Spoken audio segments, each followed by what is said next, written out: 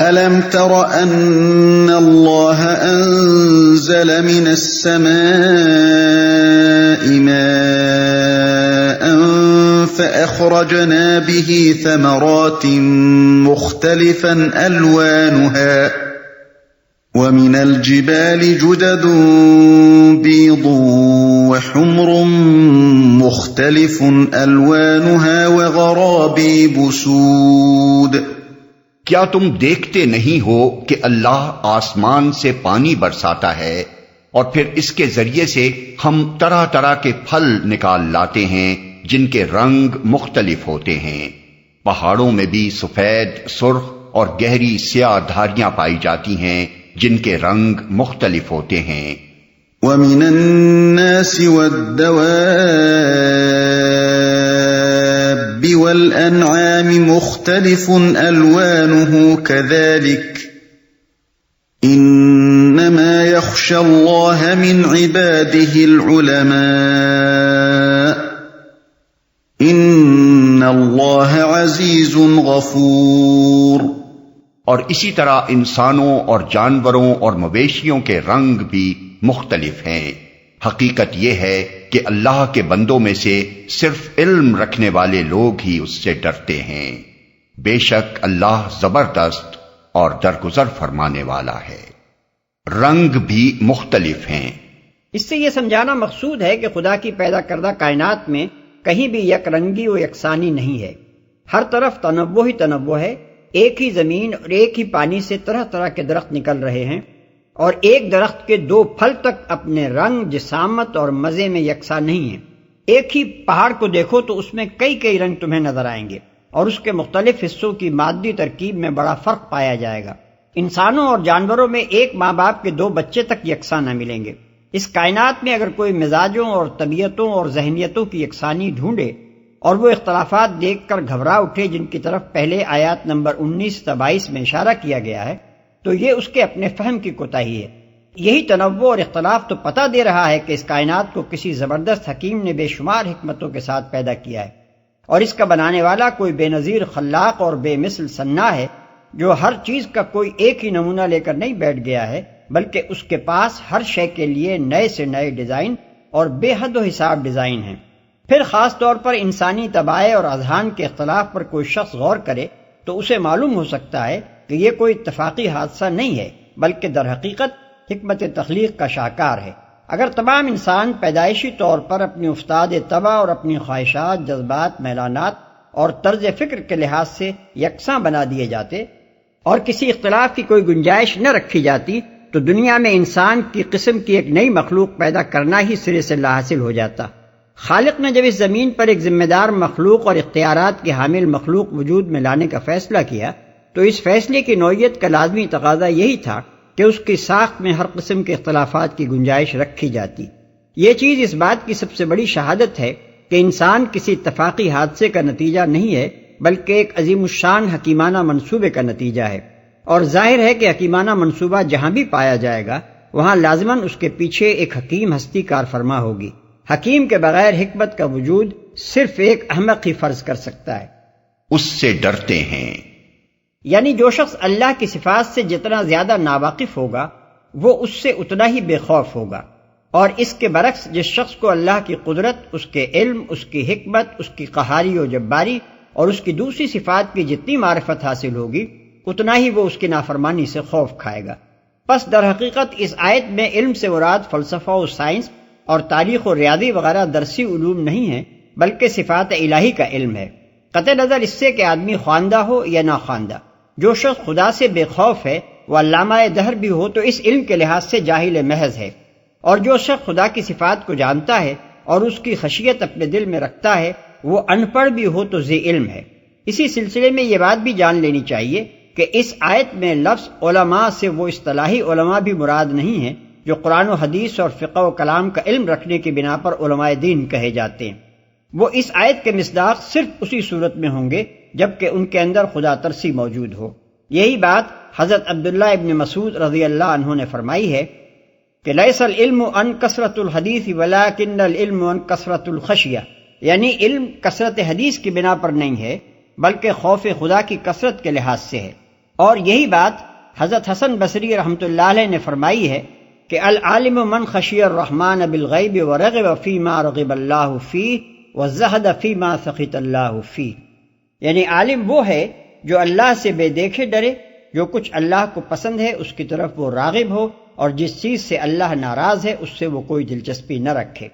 درگزر فرمانے والا ہے، یعنی وہ زبردست تو ایسا ہے کہ نافرمانوں کو جب چاہے پکڑ لے، کسی میں یارہ نہیں کہ اس کی پکڑ سے بچ نکلے، مگر یہ اس کی شان عفو درگزر ہے جس کی بنا پر ظالموں کو مہلت ملے جا رہی ہے۔ ان الذين يتلون كتاب الله واقاموا الصلاه وانفقوا مما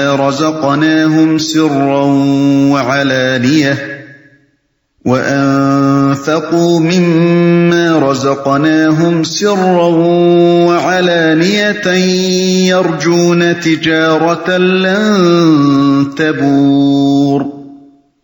ليوفيهم أجورهم ويزيدهم من فضله إنه غفور شكور۔ جو لوگ کتاب اللہ کی تلاوت کرتے ہیں اور نماز قائم کرتے ہیں، اور جو کچھ ہم نے انہیں رزق دیا ہے اس میں سے کھلے اور چھپے خرچ کرتے ہیں، یقیناً وہ ایک ایسی تجارت کے متوقع ہیں جس میں ہرگز خسارہ نہ ہوگا۔ اس تجارت میں انہوں نے اپنا سب کچھ اس لیے کھپایا ہے تاکہ اللہ ان کے اجر پورے کے پورے ان کو دے اور مزید اپنے فضل سے ان کو عطا فرمائے۔ بے شک اللہ بخشنے والا اور قدردان ہے۔ ان کو عطا فرمائے۔ اہل ایمان کے اس عمل کو تجارت سے اس لیے تشبیہ دی گئی ہے کہ آدمی تجارت میں اپنا سرمایہ اور محنت و قابلیت اس امید پر صرف کرتا ہے کہ نہ صرف اصل واپس ملے گا اور نہ صرف وقت اور محنت کی اجرت ملے گی بلکہ کچھ مزید منافع بھی حاصل ہوگا۔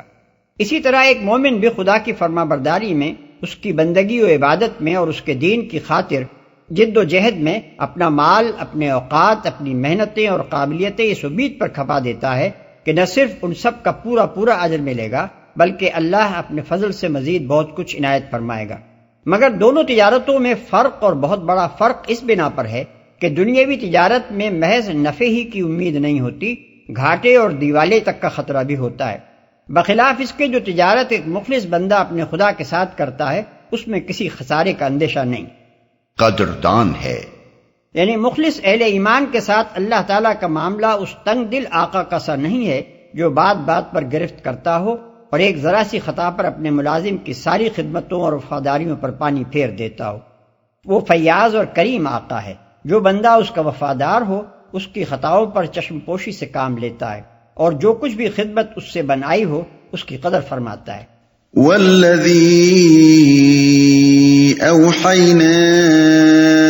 الیک من الکتاب هو الحق مصدقا لما بین یدیہ ان اللہ بعبادہ لخبیر بصیر۔ اے نبی، جو کتاب ہم نے تمہاری طرف وحی کے ذریعے سے بھیجی ہے وہی حق ہے، تصدیق کرتی ہوئی آئی ہے ان کتابوں کی جو اس سے پہلے آئی تھیں۔ بے شک اللہ اپنے بندوں کے حال سے باخبر ہے اور ہر چیز پر نگاہ رکھنے والا ہے جو اس سے پہلے آئی تھیں۔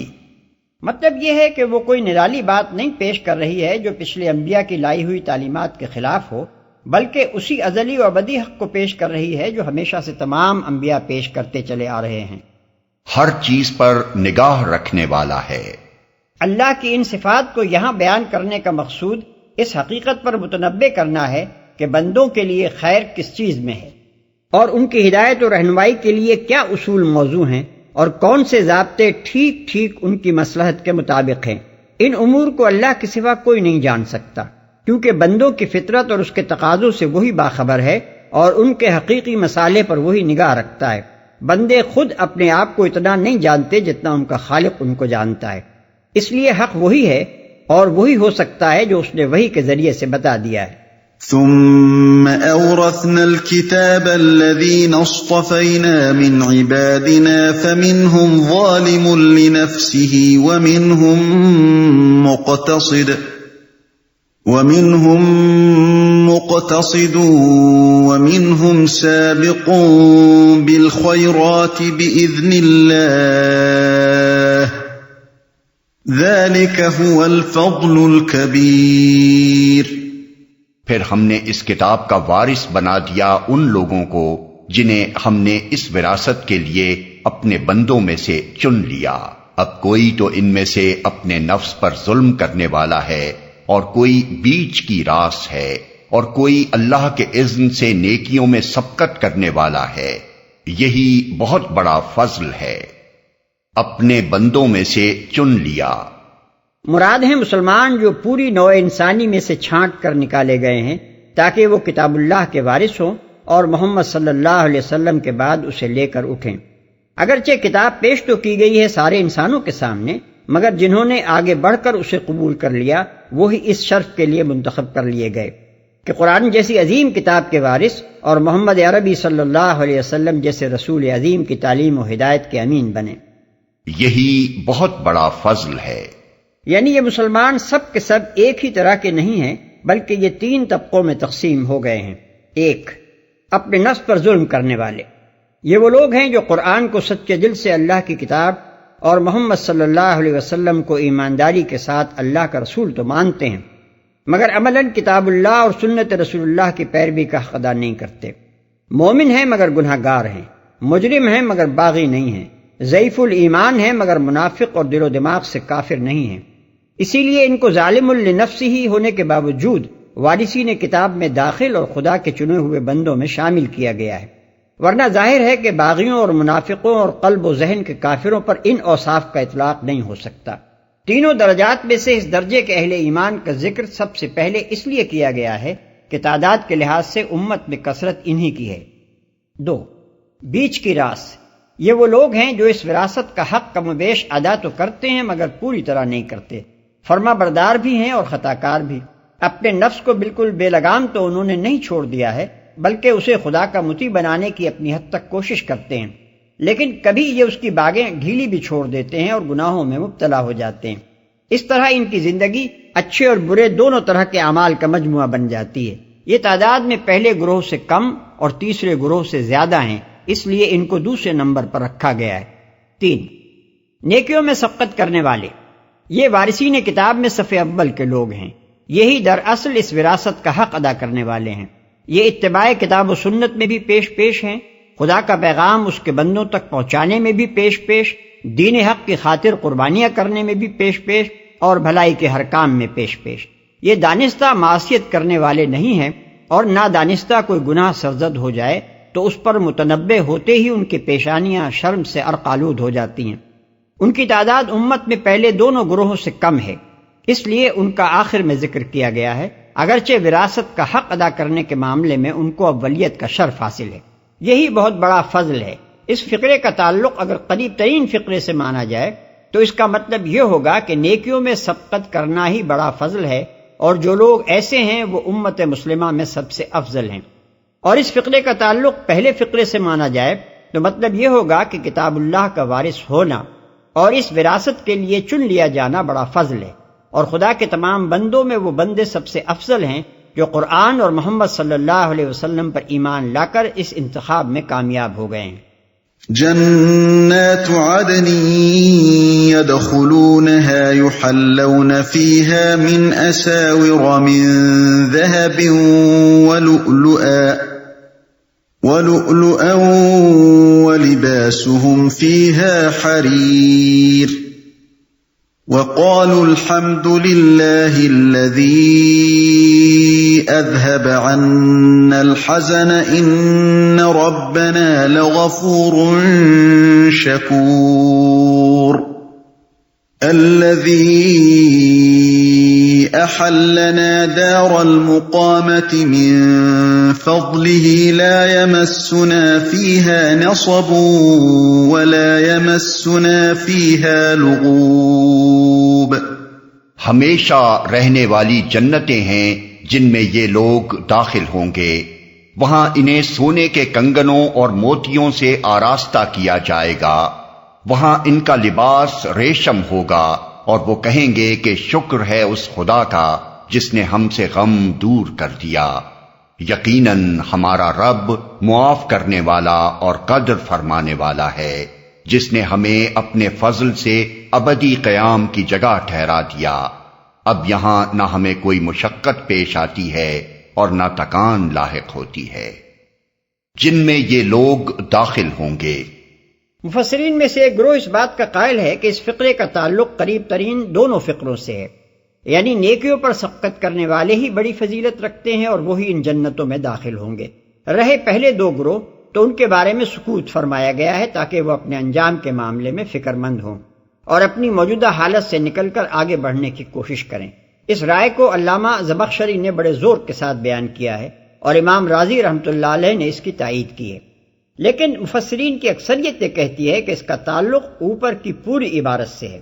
اور اس کا مطلب یہ ہے کہ امت کے یہ تینوں گروہ بالآخر جنت میں داخل ہوں گے، خواہ محاسبہ کے بغیر یا محاسبے کے بعد، خواہ ہر مواخذے سے محفوظ رہ کر یا کوئی سزا پانے کے بعد۔ اسی تفسیر کی تائید قرآن کا سیاق و سباق کرتا ہے، کیونکہ آگے چل کر وارثین کتاب کے بالمقابل دوسرے گروہ کے متعلق ارشاد ہوتا ہے کہ اور جن لوگوں نے کفر کیا ہے ان کے لیے جہنم کی آگ ہے۔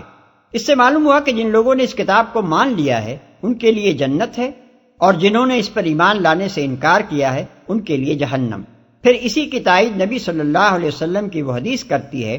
جسے حضرت ابو درداء رضی اللہ عنہ نے روایت کیا ہے، اور امام احمد، ابن جریر، ابن ابی حاتم، طبرانی، بہقی اور بعض دوسرے محدثین نے اسے نقل کیا ہے۔ اس میں حضور صلی اللہ علیہ وسلم فرماتے ہیں، جو لوگ نیکیوں میں سبقت لے گئے وہ جنت میں کسی حساب کے بغیر داخل ہوں گے، اور جو بیچ کی راس رہے ہیں ان سے محاسبہ ہوگا مگر ہلکا محاسبہ۔ رہے وہ لوگ جنہوں نے اپنے نفس پر ظلم کیا ہے تو وہ محشر کے پورے طویل عرصے میں روک رکھے جائیں گے، پھر انہی کو اللہ اپنی رحمت میں لے لے گا، اور یہی لوگ ہیں جو کہیں گے کہ شکر ہے اس خدا کا جس نے ہم سے غم دور کر دیا۔ اس حدیث میں حضور صلی اللہ علیہ وسلم نے اس آیت کی پوری تفسیر خود بیان فرما دی ہے، اور اہل ایمان کے تینوں طبقوں کا انجام الگ الگ بتا دیا ہے۔ بیچ کی راس والوں سے ہلکا محاسبہ ہونے کا مطلب یہ ہے کہ کفار کو تو ان کے کفر کے علاوہ ان کے ہر جرم اور گناہ کی جداگانہ سزا بھی دی جائے گی، مگر اس کے برعکس اہل ایمان نے جو لوگ اچھے اور برے دونوں طرح کے اعمال لے کر پہنچیں گے ان کی نیکیوں اور ان کے گناہوں کا مجموعی محاسبہ ہوگا۔ یہ نہیں ہوگا کہ ہر نیکی کی الگ جزا اور ہر قصور کی الگ سزا دی جائے۔ اور یہ جو فرمایا کہ اہل ایمان میں سے جن لوگوں نے اپنے نفس پر ظلم کیا ہوگا وہ محشر کے پورے عرصے میں روک رکھے جائیں گے، اس کا مطلب یہ ہے کہ وہ جہنم میں نہیں ڈالے جائیں گے بلکہ ان کو تا برخاست عدالت کی سزا دی جائے گی، یعنی روز حشر کی پوری طویل مدت جو نہ معلوم کتنی صدیوں کے برابر طویل ہوگی ان پر اپنی ساری سختیوں کے ساتھ گزر جائے گی، یہاں تک کہ آخر کار اللہ ان پر رحم فرمائے گا اور خاتمہ عدالت کے وقت حکم دے گا کہ اچھا انہیں بھی جنت میں داخل کر دو۔ اسی مضمون کے متعدد اقوال محدثین نے بہت سے صحابہ مثلا حضرت عمر، حضرت عثمان، حضرت عبداللہ ابن مسعود، حضرت عبداللہ ابن عباس، حضرت عائشہ رضی اللہ عنہا، حضرت ابو سعید خدری اور براء بن عازب رضی اللہ عنہم سے نقل کی ہیں، اور ظاہر ہے کہ صحابہ ایسے معاملات میں کوئی بات اس وقت تک نہیں کہہ سکتے تھے جب تک انہوں نے خود نبی صلی اللہ علیہ وسلم سے اس کو نہ سنا ہو، مگر اس سے یہ نہ سمجھ لینا چاہیے کہ مسلمانوں میں سے جن لوگوں نے اپنے نفس پر ظلم کیا ہے ان کے لیے صرف تا برخاست عدالت ہی کی سزا ہے اور ان میں سے کوئی جہنم میں جائے گا ہی نہیں۔ قرآن اور حدیث میں متعدد ایسے جرائم کا ذکر ہے جن کے مرتکب کو ایمان بھی جہنم میں جانے سے نہیں بچا سکتا۔ مثلا جو مومن کسی مومن کو عمدن قتل کر دے اس کے لیے جہنم کی سزا کا اللہ تعالیٰ نے خود اعلان فرما دیا ہے۔ اسی طرح قانون وراثت کی خداوندی حدود کو توڑنے والوں کے لیے بھی قرآن مجید میں جہنم کی وعید فرمائی گئی ہے۔ سود کی حرمت کا حکم آ جانے کے بعد پھر سود خواری کرنے والوں کے لیے بھی صاف صاف اعلان فرمایا گیا ہے کہ وہ اصحاب النار ہیں۔ اس کے علاوہ بعض اور کبائر کے مرتکبین کے لیے بھی احادیث میں تصریح ہے کہ وہ جہنم میں جائیں گے۔ ہم سے غم دور کر دیا۔ ہر قسم کا غم، دنیا میں جن فکروں اور پریشانیوں میں ہم مبتلا تھے ان سے بھی نجات ملی، عقبہ میں اپنے انجام کی جو فکر لاحق تھی وہ بھی ختم ہوئی، اور اب آگے چین ہی چین ہے، کسی رنج و الم کا کوئی سوال ہی باقی نہ رہا۔ قدر فرمانے والا ہے، یعنی ہمارے قصور اس نے معاف فرما دیے، اور عمل کی جو تھوڑی سی پونجی ہم لائے تھے اس کی ایسی قدر فرمائی کہ اپنی جنت اس کے بدلے میں ہمیں عطا فرما دی۔ ابدی قیام کی جگہ ٹھہرا دیا۔ یعنی دنیا ہماری سفر حیات کی ایک منزل تھی جس سے ہم گزر آئے ہیں، اور میدان حشر بھی اس سفر کا ایک مرحلہ تھا جس سے ہم گزر لیے ہیں۔ اب ہم اس جگہ پہنچ گئے ہیں جہاں سے نکل کر پھر کہیں جانا نہیں ہے، نہ تکان لاحق ہوتی ہے۔ بالفاظ دیگر ہماری تمام محنتوں اور تکلیفوں کا خاتمہ ہو چکا ہے۔ اب یہاں ہمیں کوئی ایسا کام نہیں کرنا پڑتا جس کے انجام دینے میں ہم کو مشقت پیش آتی ہو اور جس سے فارغ ہو کر ہم تھک جاتے ہوں۔ والذین کفروا لهم نار جہنم لا يقضى علیہم فیموتوا ولا يخفف عنہم من عذابها كذلك نجزی کل کفور۔ اور جن لوگوں نے کفر کیا ہے ان کے لیے جہنم کی آگ ہے، نہ ان کا قصہ پاک کر دیا جائے گا کہ مر جائیں، اور نہ ان کے لیے جہنم کے عذاب میں کوئی کمی کی جائے گی۔ اس طرح ہم بدلہ دیتے ہیں ہر اس شخص کو جو کفر کرنے والا ہو۔ جن لوگوں نے کفر کیا ہے، یعنی اس کتاب کو ماننے سے انکار کر دیا ہے جو اللہ تعالیٰ نے محمد صلی اللہ علیہ وسلم پر نازل فرمائی ہے۔ وهم يصطرخون فيها ربنا اخرجنا نعمل صالحا غير الذي كنا نعمل اولم نعمركم ما يتذكر فيه من تذكر وجاءكم النذير فذوقوا فما للظالمین من نصیر۔ وہ وہاں چیخ چیخ کر کہیں گے کہ اے ہمارے رب، ہمیں یہاں سے نکال لے تاکہ ہم نیک عمل کریں ان اعمال سے مختلف جو پہلے کرتے رہے تھے۔ انہیں جواب دیا جائے گا، کیا ہم نے تم کو اتنی عمر نہ دی تھی جس میں کوئی سبق لینا چاہتا تو سبق لے سکتا تھا، اور تمہارے پاس متنبع کرنے والا بھی آ چکا تھا۔ اب مزہ چکھو، ظالموں کا یہاں کوئی مددگار نہیں ہے۔ سبق لے سکتا تھا، اس سے مراد ہر وہ عمر ہے جس میں آدمی اس قابل ہو سکتا ہو کہ اگر وہ نیک و بد اور حق و باطل میں امتیاز کرنا چاہے تو کر سکے، اور گمراہی چھوڑ کر ہدایت کی طرف رجوع کرنا چاہے تو کر سکے۔ اس عمر کو پہنچنے سے پہلے اگر کوئی شخص مر چکا ہو تو اس آیت کی روح سے اس پر کوئی مواخذہ نہ ہوگا،